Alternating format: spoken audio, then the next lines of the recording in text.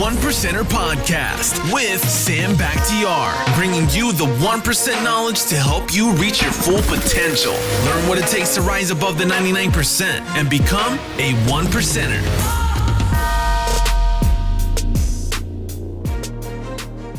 What's up, everybody? It's your boy Sam Bakhtiar with a 1%er Podcast, and I have a very special guest. Anthony Delgado is in the house, man. What's happening, brother?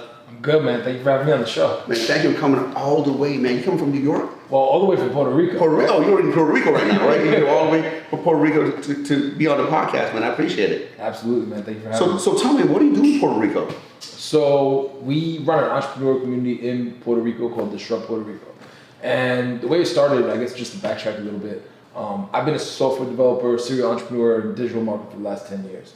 And when Hurricane Maria struck the island of Puerto Rico, I found a problem that was bigger than myself.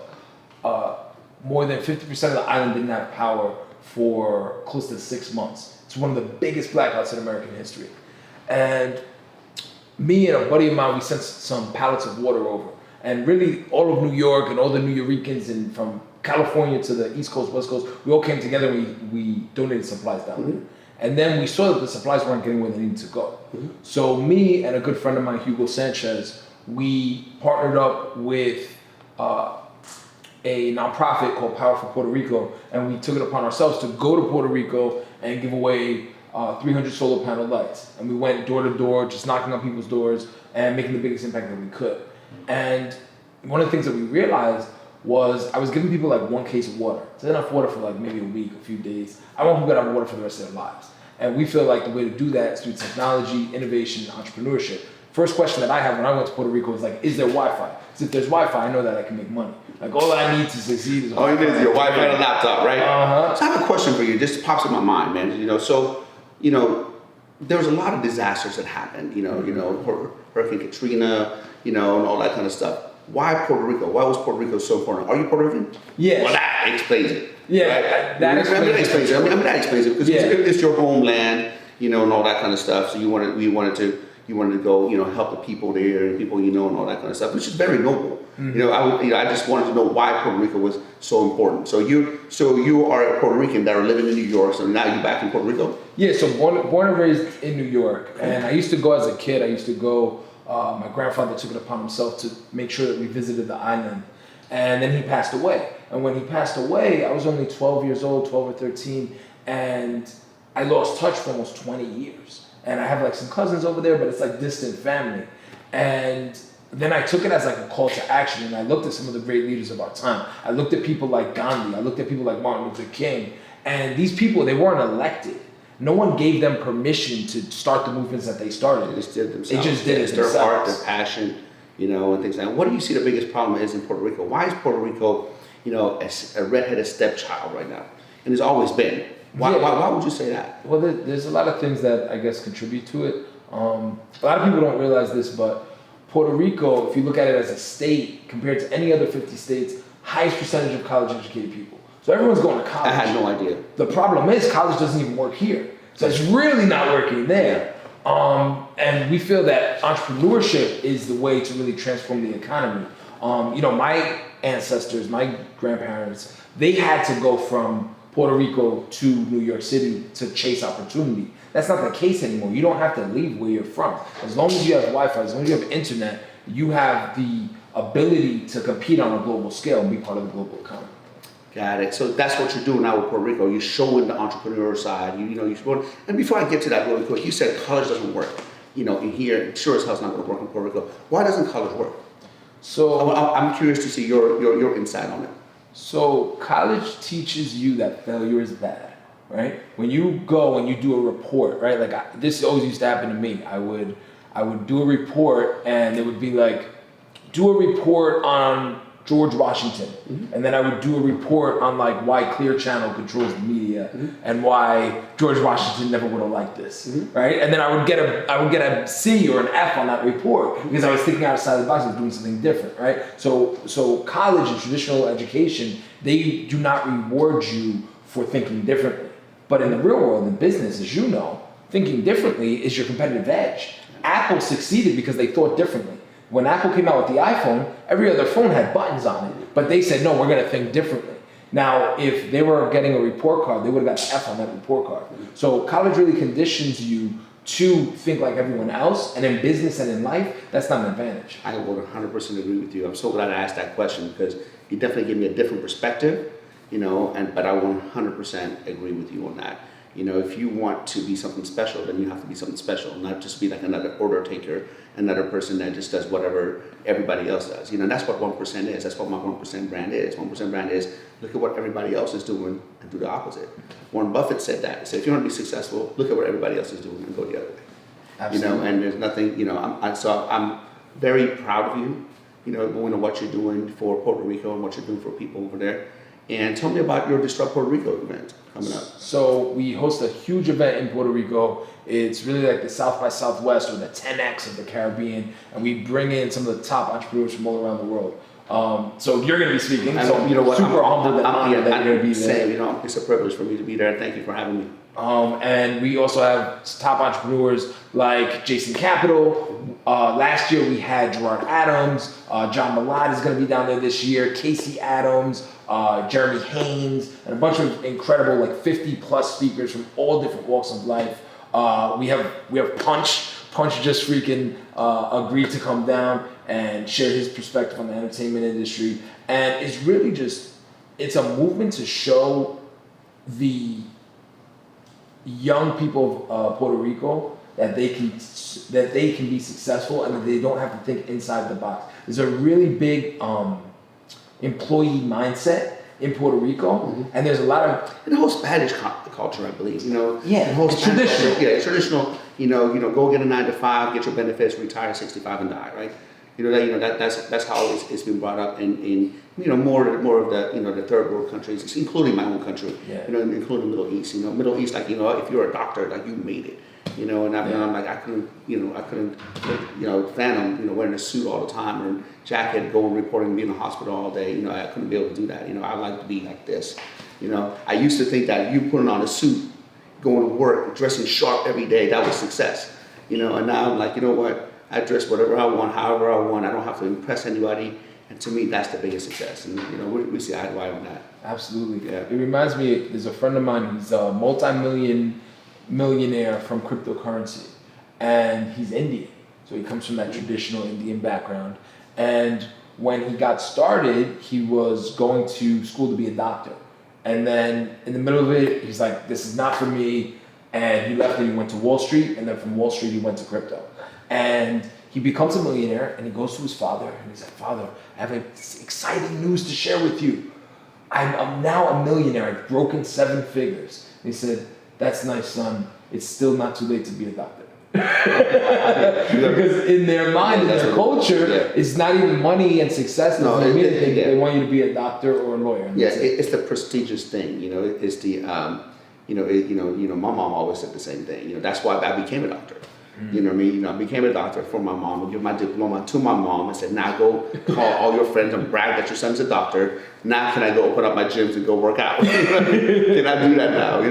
And even to this day, man, they were like, oh, you're a doctor. I didn't know. I said, yeah, I'm a doctor. I just don't, I don't brag about it. I got my doctor degree. It's right there in the office. So how did this event, come about? How did it even come out? How did you come up with it? Tell me what was the thought process of putting on an event, and how many people usually come to this event?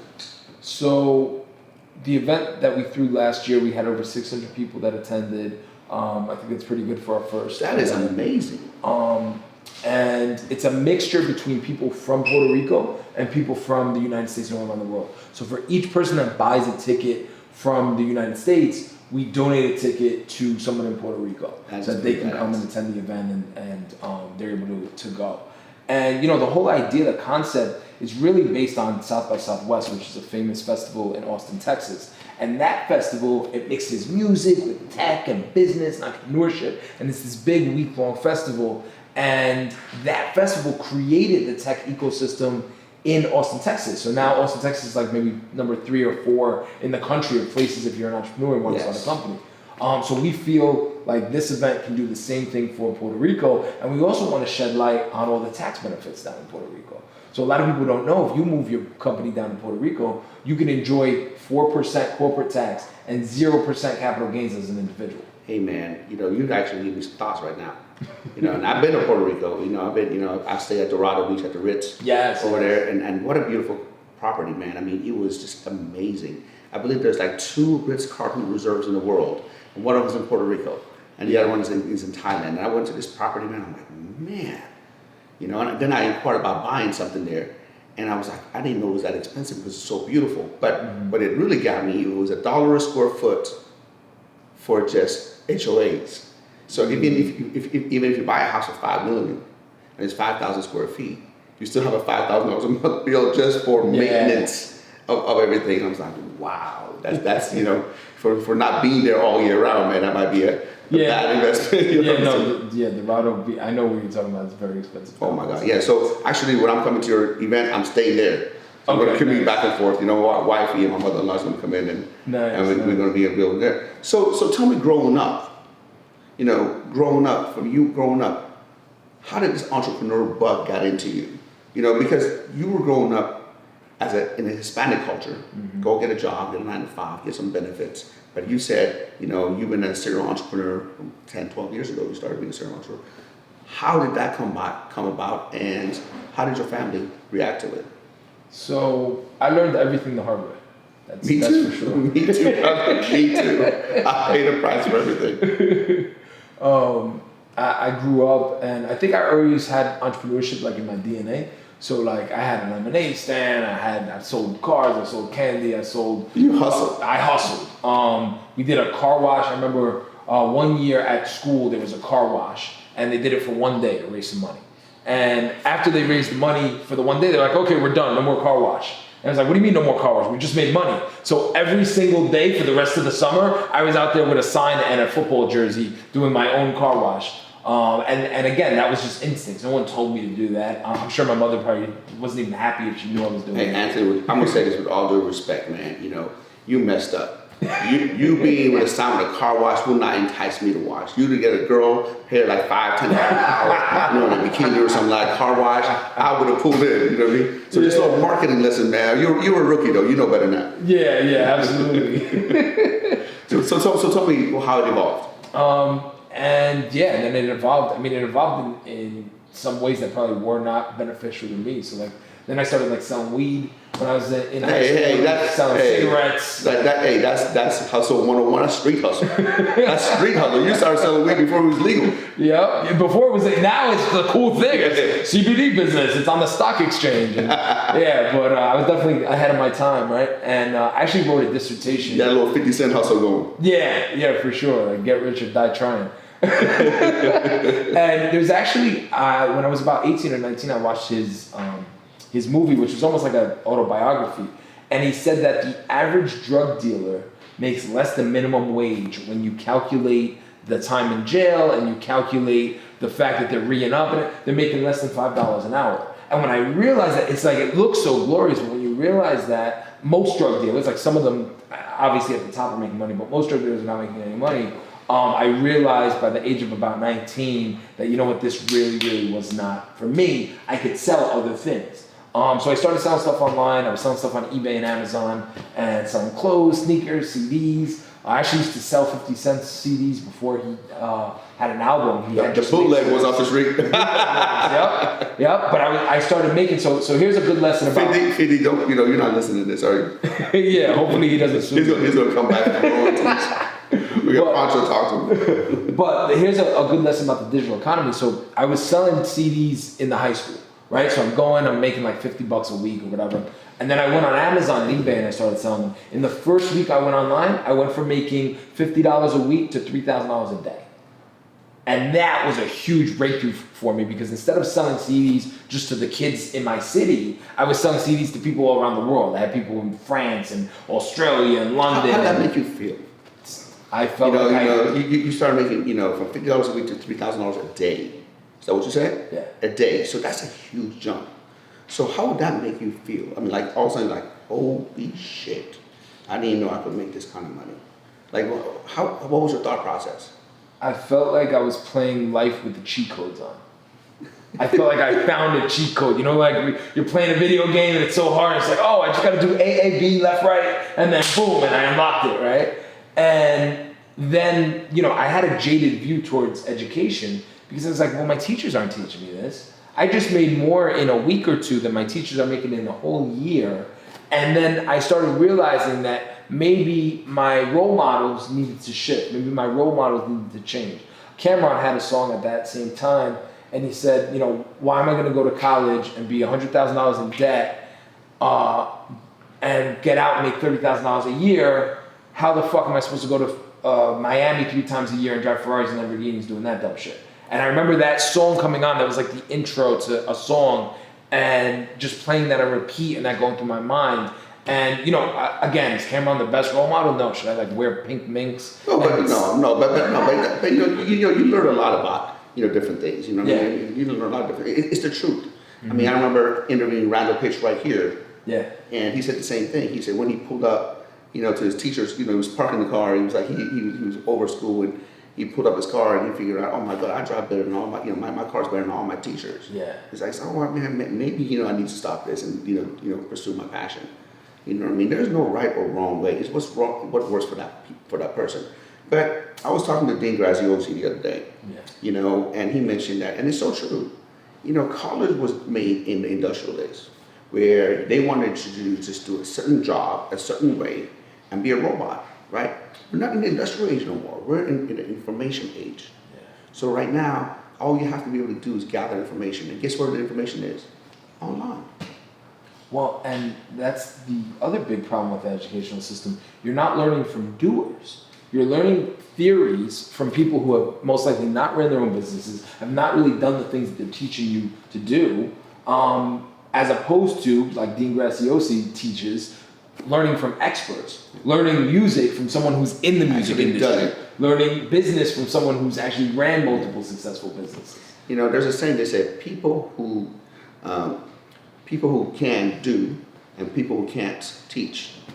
Yeah, people that can do teach, right? And that's that's if you teach business, they never own the business. What good is that, right? Mm-hmm. Well, and the other thing that I'm a big believer in is in emerging with education, right? So if I want to learn how to start a fitness empire, or if I want to learn how to be a mogul in the music industry, or if I want to learn how to create a Shopify or an e-commerce store and make millions of dollars in that, why am I learning history? Why is my day broken up between an hour of history, an hour of math, an hour of business, an hour of political science? That's not how you learn. That's not how you become an expert.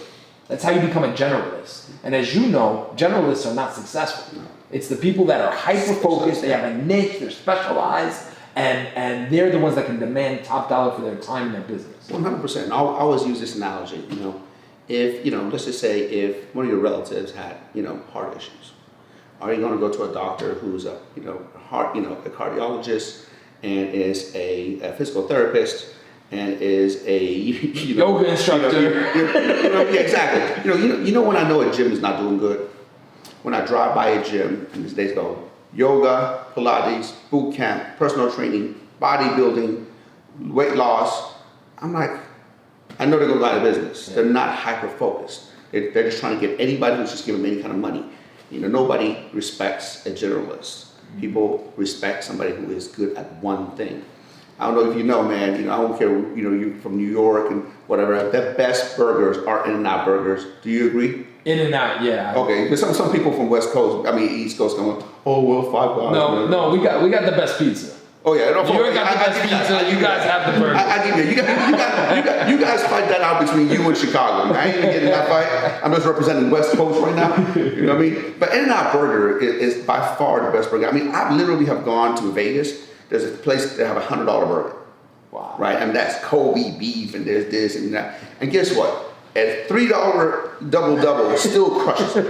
You know what I mean? So I had a $100 burger, and because what? In-N-Out just does one thing. Yep. They do burgers and do burgers at the best. Yeah, right? They don't have a chicken sandwich. They don't have salad. They don't got no vegan option, not like that. So what? If you're vegan, don't shoot me. Don't protest outside my house. I'm a meat eater and all that kind of stuff. Vegan people, I love you too, man. It's all good. I just gotta have my meat. So I don't know, man. So what are your future plans? I know, I respect you tremendously. I want to fly out to Puerto Rico, for a week. Wait, you know what? Let's go back. A week. I've never seen an event that's a week. Why a week? So we want people who maybe don't know about the Puerto Rico ecosystem to be able to learn everything about it. So we have lawyers that can teach you about taxes. We have accountants that can teach you about taxes and how to set up the business, how to incorporate it so you can take part in that. We have experts from all around the world, and then we have amazing after parties and events every single night. So it's learning in the daytime and then networking events in the evening. On the last day, we rent a boat and we go out to Culebra, which is a little Caribbean island. Oh, I've been there. Yeah, I took a helicopter. It's beautiful. Yeah. Oh my God, yeah. That place is beautiful. That place is beautiful, man. Yeah. So yeah, I'm all in. I told my wife, I'm going to go to Puerto Rico for an event. What, 2 days? No, a week. She was a week. I'm like, yeah, a week. So it's a good excuse for a vacation, right? For sure. That's exactly what I'm doing. And then what we do is these meetups that are all throughout the week, they're at different co-working spaces and different incubators and accelerators. And before you know it, over the course of the week, you know all the best night spots, you know all the best day spots, you know all the tech places, you know the ecosystem. And it's really a roadmap for people like myself who moved down there. I moved down there, I barely spoke the language. My Spanish was super, super rusty, I think is a overstatement. And I hadn't been there in 20 years. I was a child the last time I was there. So it's a roadmap for anyone who's thinking about moving to Puerto Rico to learn. Oh, he's like a little white boy now. So I don't want the night spots. I'm gonna go out a couple of nights. Yeah. But a married man like me, man, all I want to know is where to eat. That's what I'm talking about. I want some Mallorcas. I want some Mofongo. Yeah. You got to give me a list. Yeah, no. So that's part of it too. The experiences, they also involve food and gastronomy. So one of the locations that I love, it's a rooftop bar and it has a pool. We do a pool party, and then there's also appetizers. It is called Mist Rooftop. It's a beautiful location right on the ocean. It's amazing, and then we have massages for the speakers. So we're gonna go get all the speakers, have them get massages so they can relax and just be in a peak state. One of the other best restaurants is called Jose Enrique. So this is a cool story. Jose Enrique was a chef from Puerto Rico, moved to New York, and was an executive chef, top chef in New York City, Manhattan for years. One of the things that he found was even at the high-end, most high-end restaurant, there was two limitations. Number one was ingredients. Even at the high-end restaurant where they have the most expensive steak, they want to use cheap salt. Or if they don't want to use cheap salt, they want to use cheap olive oil. Even at the high-end restaurants, they were skimping because they're a business, you're trying to make money. The second problem that he found was they were limited on being creative with the menu. Yeah. They want to make money, so they will keep a burger on the menu because they know people come in and order a burger. And so when he retired, he moved back to Puerto Rico and he decided, I'm going to do a restaurant my way. Yeah. No rules. So he uses all the best ingredients, the best salts, the best olive oils, the best meats, and then the menu is the most creative, delicious, amazing food that you've ever had. And they just opened a new location in Candado. So that is a place where we're going to have dinner with me, you, your wife, and my girlfriend. Oh, man, I'm hungry too, man. So is anything that I haven't covered, anything that you want everyone to know about Disrupt, about Anthony Delgado? What's your future plans? And is there anything that I can help you with coming in the future? Because you're somebody I highly respect. I think it's very noble of you, going and doing what you're doing for Puerto Rico. And it just shows that you're at a whole level of fulfillment for you. I always believe that in life it's hard to become fulfilled until you get your business right. It's hard. I always say you can't help somebody from drowning if you can't swim. Yeah. Right? So obviously you've reached a certain level of success that you can take off and go help other people. And that's so noble of you. So what are the next steps? So our big vision, the whole reason that we moved to Puerto Rico and started this movement is we're building a physical school. So our next step is to build a physical school. It's called Disrupt University. And it's going to be the most elite school in the entire world. Like, this is the school that millionaires and billionaires are going to send their children to Puerto Rico to learn. because we're going to provide disruptive education. All the problems that we spoke about earlier in the educational system, where they're not teaching you by doers, they're not teaching you real skills, they're teaching you curriculum that's 100 years old, right? We're gonna fix that. We're gonna have specialized courses that teach marketing, that teach business, that teach tech, that teach the skills that are needed for you to thrive in the new economy. Yes. For today's economy. Oh my God, I did not know that. Yes. I'm excited. You know, that's done, much done. My daughters are coming. Absolutely. For sure. Well, thank you for being on, brother. Sam, thank you so much for being on the show, man. I appreciate it. Yep.